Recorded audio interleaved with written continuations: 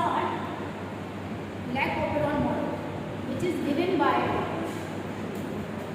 Jacob and Newman. उन्होंने E coli नाम के बैक्टीरिया में जीन के एक्सप्रेशन को देखने के लिए इस मॉडल को तैयार किया। लैक-ओपेरॉन का मतलब लैक्टोज ओपेरॉन। इसकी दो कंडीशंस हैं, स्विच ऑन कंडीशन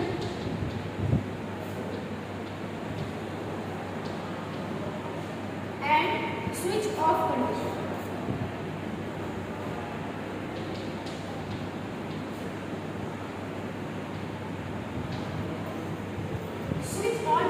में हम देखते हैं कि सपोज एक जार है, इसमें सोल्यूशन लिया गया लैक्टोज को और उसमें हमने डाला कुछ बैक्टीरिया ई कोलाई नाम के बैक्टीरिया को हमने इसमें डाला और दूसरी कंडीशन में हमें लैक्टोज को नहीं डाला।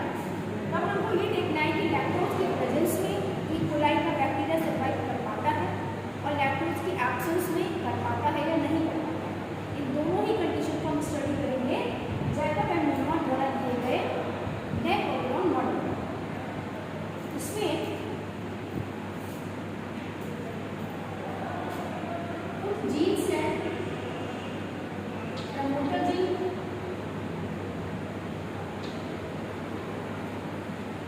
रेगुलेटरी जीन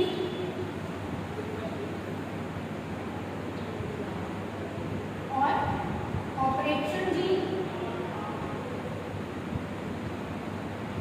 लास्ट में स्ट्रक्चरल जीन। ठीक है, इसको हम दो कंडीशन के थ्रू स्टडी करेंगे। तो हम देखते हैं स्विच ऑफ कंडीशन में क्या होता है। स्विच ऑफ कंडीशन में